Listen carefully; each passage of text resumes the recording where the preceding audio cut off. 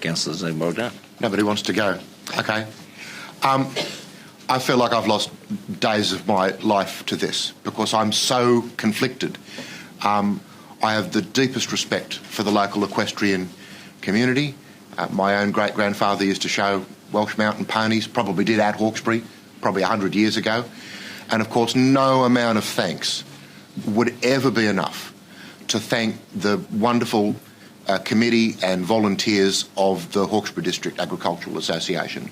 We've relied on them for so many years to be good stewards of that land.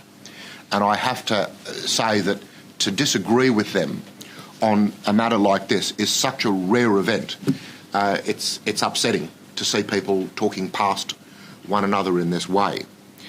So my heart is very much to kind of find some kind of amicable solution. But because of the limited role that this chamber has, despite our lofty title of being Crown Land Managers, I feel like we're being reduced to the role of marriage counsellors, and nobody wants to be in that space. I think it's worth reminding the chamber that what's being proposed here is of limited and very focused scope. We can't force this issue. In fact, the advice that we've received is that the only thing that we could do is the nuclear option, which is to terminate the lease. But nobody wants to do that. We absolutely don't want to do that. So we're left with providing a public forum for these views to be given an airing, and everyone's been very civil, and thank you for that, because it is in the public interest, and then to ask nicely. And we are asking nicely that a reprieve be given, that the New South Wales Equestrian Association are given a fair go to make a submission that will not be a waste of time, will not be assessed against some hidden criteria and then discarded out of hand, leaving us precisely where we stand, which is why I was prepared to press Ross, despite our many years of friendship, to lay out what that criteria is. I don't know that we had a complete answer, but what's been said is now on the public record. Ultimately, our role as Crown Land Managers is to try and guide what the highest or best use of that land is. And when I asked the Agricultural Association what their alternative vision was, I was struck by the fact that it was noble, it was aspirational, but it was nebulous, it was not funded, and the realisation of providing a new covered space or some other use lays many years in the future.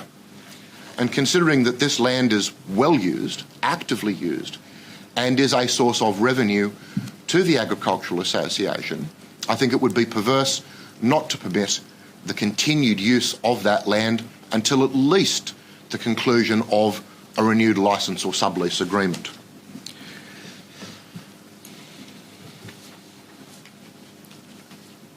This is public land that has been largely funded by public money, and I share the community's broader concern that infrastructure that has been so funded and so well used over such a long time should not be lightly demolished.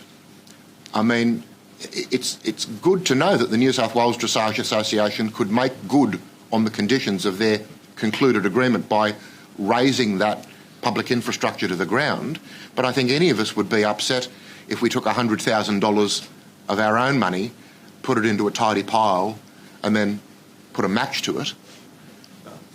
And I rather agree with the point that was made, that the fact that this is single-use land isn't really a compelling argument to me. It's 8% of the showground site. We would not expect to hold a monster truck event at the racecourse. We would not expect to hold gymnastics at the swimming pool. It's a dressage arena. That's a specialised facility that's used by people who train riders and their horses to Olympic standard. We should be proud to have that in this area. And I'm very sad that bad blood, I'll say it, acrimony, a falling out, has led to this lamentable situation, and I call on all parties to work reasonably together towards a solution. Thank you. Thank you, Councillor.